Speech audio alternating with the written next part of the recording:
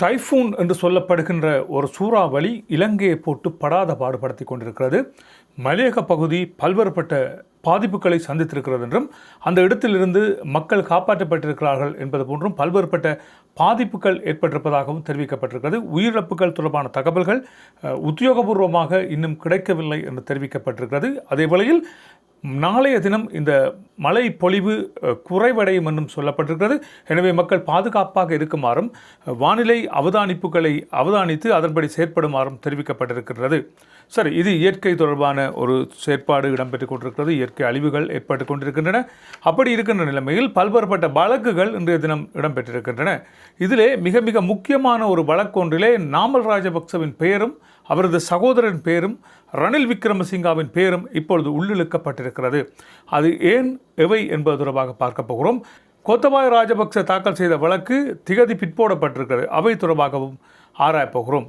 அதே வேளையில் யோசித ராஜபக்ச மற்றும் வசந்த கர்ணாகொட இருவருக்கும் எதிராக சட்டமா அதிபர் திணைக்களத்தால் இன்றைய தினம் வழக்கு தாக்கல் செய்யப்பட்டிருக்கிறது. இவைகள் தொடர்பான தகவலைத்தான் பார்க்க போகிறோம். வாருங்கள் காணொலிக்குள் செல்லலாம்.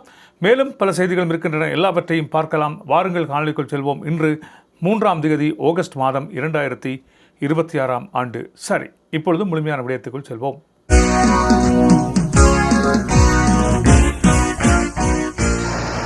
ஜப்பானுக்கு தெற்கே தென் பசிபிக் பெருங்கடலிலே உருவாகி இருக்கின்ற டைஃபூன் என்று சொல்லப்படுகின்ற சூறாவளி இப்பொழுது தீவிரமடைந்து வருவதாக தெரிவிக்கப்பட்டிருக்கிறது.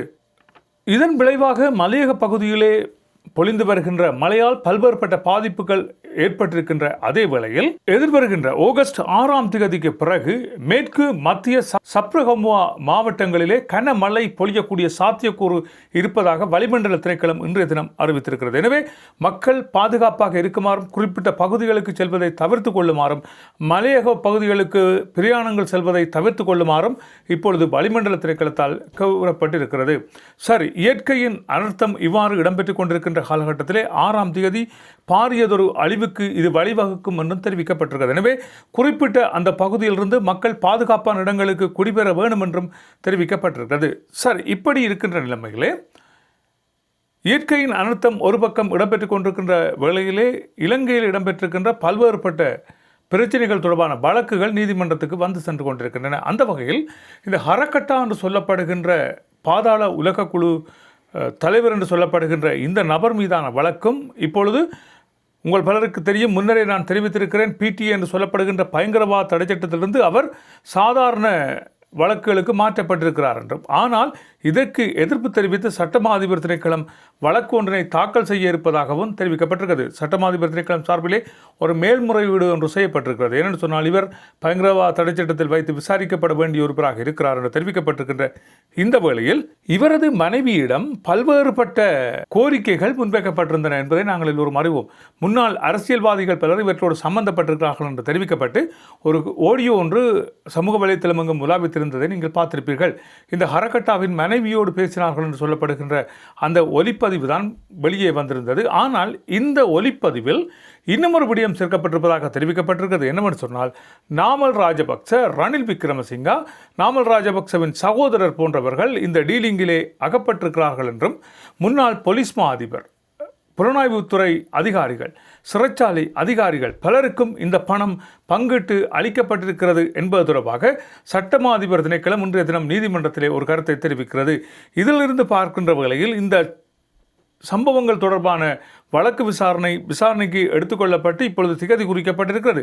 ஆனாலும் இந்த சம்பவம் தொடர்பாக வந்திருக்கின்ற இந்த பிரச்சனைகள் நிரூபிக்கப்படுமாக இருந்தால் நாமல் ராஜபக்ச, யோசித ராஜபக்ச, ரணில் விக்ரமசிங்கா, அதே வேளையில் மற்றும் பல அரசியல்வாதிகள், சிறைச்சாலை அதிகாரிகள், இவற்றுக்கு உடந்தையாக இருந்த பல்வேறுபட்ட நபர்கள் என்பவர்கள் கம்பி எண்ண வேண்டிய ஒரு நிலைமை வரும் என்பது போன்றும் தெரிவிக்கப்பட்டிருக்கிறது. எனவே இவற்றின் பின்னணியில் இவர்கள் செயற்பட்டிருக்கிறார்கள் என்பது போன்றுதான் தெரிவிக்கிறார். அதாவது ஹரக்கட்டாவை கொலை செய்யாமல் இருப்பதற்கு, அவரது உயிரை பாதுகாப்பதற்கும், பயங்கரவாத தடை சட்டத்திலிருந்து அவரை வெளியே எடுப்பதற்கும் ஒரு டீல் பேசப்பட்டிருக்கிறது. அதாவது பல மில்லியன் ரூபாய் பணங்கள் அவரது மனைவியிடம் பேசப்பட்டிருக்கின்றன. அவற்றில் ஒரு தொகையாகத்தான் 100 கோடி வழங்கப்பட்டிருப்பதாக தெரிவிக்கப்பட்டிருக்கிறது.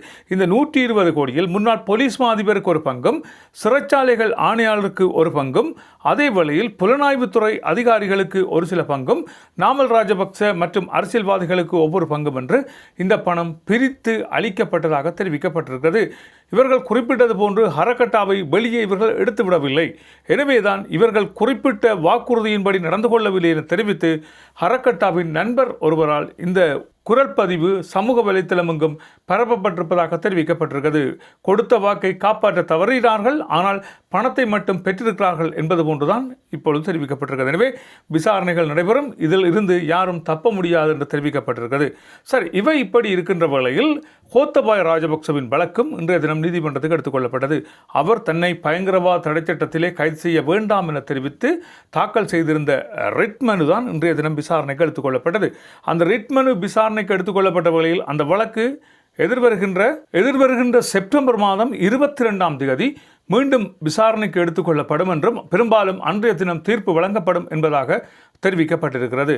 கோத்தபாய ராஜபக்ச தெரிவித்த வழக்கு உங்கள் எல்லோருக்கும் தெரிந்த வழக்குத்தான். தன்னை பயங்கரவாத தடைச்சட்டத்திலே கைது செய்யக்கூடாது என்று தெரிவித்தே அவர் இந்த வழக்கை தாக்கல் செய்திருந்தார் என்பதும் குறிப்பிடத்தக்க ஒரு விடயமாக இருக்கிறது. சரி, இவை இப்படி இருக்கின்ற வேளையிலே மஹிந்த ராஜபக்சவின் மகன் ஜோசித ராஜபக்ச இந்த கடற்படை அதிகாரியாக அவர் வந்ததன் பின்னணி தொடர்பாக பல்வேறுபட்ட விவரங்கள் தெரிவிக்கப்பட்டிருந்தன. இன்றைய தினம் சட்டமா அதிபர் திணைக்களம் இவை தொடர்பான அறிக்கையை நீதிமன்றத்திலே தாக்கல் செய்திருக்கிறது. ஜோசித ராஜபக்ச, வசந்த ஹர்னாஹொட இவர்கள் இருவருக்கும் எதிராகத்தான் சட்டமா அதிபர் திணைக்களம் இந்த அறிக்கையை சமர்ப்பித்திருக்கிறது. இதிலிருந்து ஒரு விடயம் தெரிய வருகிறது என்னவென்று சொன்னால், ரோசித ராஜபக்சவை இந்த பதவிக்கு கொண்டு வருவதற்காக ஏற்கனவே கடற்படைக்கு எவ்வாறு ஆட்களை சேர்ப்பது என்கின்ற ஒரு வரைமுறை இருக்கிறது. அந்த விதிகள் மாற்றப்பட்டு அதன் பின்னணியிலே பத்திரிகை விளம்பரம் ஒன்று செய்யப்பட்டு, அதாவது ஜோசித ராஜபக்சவுக்கு என்ன தகுதி நிலை இருக்கிறதோ அதற்கு கீழ்ப்பட்ட தகுதி நிலைக்கு அவை மாற்றப்பட்டு கடற்படை அதிகாரியாக இவர் வருவதற்கான சகல ஏற்பாடுகளும் வசந்த ஹர்னாஹொடவால் செய்யப்பட்டிருக்கிறது என்று தெரிவிக்கப்பட்டிருக்கிறது. இதன் பின்னணியில் மஹிந்த ராஜபக்ச இருந்திருக்கிறார் என்று தெரிவிக்கப்பட்டிருக்கிறது. தனது மகன் அந்த பதவி நிலைக்கு வர வேண்டும் என்பதற்காக மஹிந்த ராஜபக்ச திட்டமிட்ட வகையில் செயற்பட்டிருக்கிறார் என்று தெரிவிக்கப்பட்டிருக்கிறது. ஒரு நாட்டினுடைய பாதுகாப்பை பாதுகாக்கின்ற ஒரு கடற்படையினரில் இருக்கின்ற அவர்களது தரங்கள் குறைக்கப்பட்டு இவ்வாறான ஒரு ஆட்சேர்ப்பு இடம்பெற்றிருக்கிறது என்றால் இதைவிட வேறு என்னென்ன விடயங்கள் இவர்களால் செய்யப்பட்டிருக்கும் என்பது போன்றுதான் இப்பொழுது மக்கள் கருத்துக்கள் பேசப்பட்டிருக்கின்றன. இவர்களால் இது மாத்திரம் செய்யப்பட்டதா அல்லது இதைவிட பல்வேறுபட்ட காரியங்கள் நடந்தேறி இருக்கிறதா என்றுதான் இன்று பேசுபொருளாக மாறியிருக்கின்றன. ஒரு உயரிய பதவிக்கு தனது மகனை கொண்டு வந்து இவ்வாறு நிறுத்தியிருக்கிறார் மஹிந்த ராஜபக்ச. எந்தவித கல்வி தகமையுமற்ற ஒருவருக்காக குறிப்பிட்ட அந்த பதவிக்காக கடற்படை அதிகாரிகள் வரவழைக்கப்பட்டு இவ்வாறான ஒரு செயற்பாட்டை செய்து தனது மகன் இதிலே பங்கு பெற வேண்டும் என்பது போன்றும் தெரிவிக்கப்பட்டிருக்கிறது.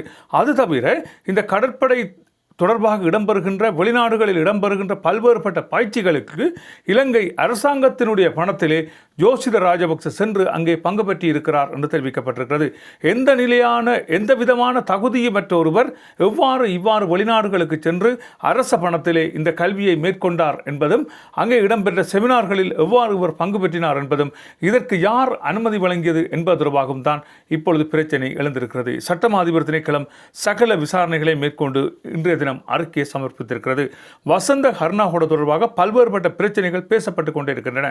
திருகோணமலையில் கடத்தி காணாமலாக்கப்பட்ட 11 மாணவர்கள் தொடர்பாக இவரது பெயரும் அந்த குற்றப்பத்திரிகையில் இடம்பெற்றிருக்கிறது. அப்படி இருக்கின்ற நிலைமையில் இவர்கள் இருவரும் பிணையில் தான் இருக்கிறார்கள். இவர்கள் பிணையில் இருக்கின்ற வேளையிலே இந்த குற்றங்கள் நிரூபிக்கப்படும் என்பது போன்றுதான் பெரும்பாலாக தெரிவிக்கப்படுகிறது.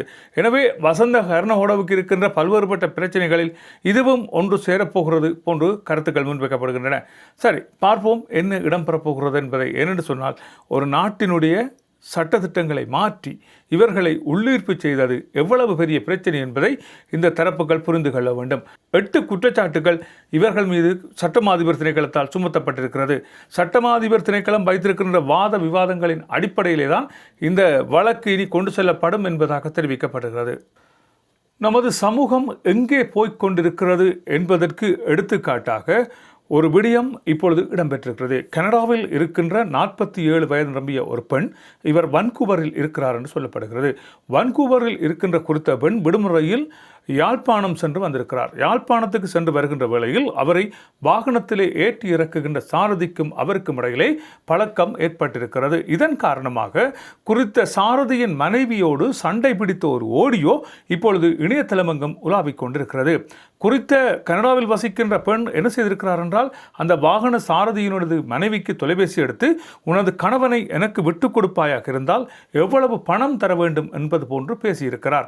மனைவியே அந்த காணொலியை இப்பொழுது ஒரு இணையதளத்துக்கு கொடுத்திருக்கிறார் என்றும் அவற்றை வெளியிடுமாறு தெரிவித்திருக்கிறார் என்றும் தெரிவிக்கப்பட்டிருக்கிறது. எனவே இவ்வாறு பல்வேறுபட்ட குடும்பங்களிலே குழப்பங்களை ஏற்படுத்துகின்ற செயற்பாடுகள் புலம்பெயர்ந்த நாட்டிலிருந்து தாயகம் நோக்கி செல்கின்றவர்களால் ஏற்படுத்தப்பட்டிருக்கிறது என்று தெரிவிக்கப்பட்டிருக்கிறது. இவரது வலைக்குள் சிக்கியிருக்கின்ற அந்த குடும்பத்தையும் தனது 2 சிறு பிள்ளைகளையும் மீட்டு தருமாறு அவரது மனைவி இணையதளத்திடம் வேண்டுகோள் விடுத்திருக்கிறார். எனவே குறித்த பெண்மணி 47 வயதான குறித்த பெண்மணி கணவனை இழந்து வசித்து வருகிறார் என்றும் குறித்த வாகன சாரதிக்கு 36 வயது என்றும் தெரிவிக்கப்பட்டிருக்கிறது.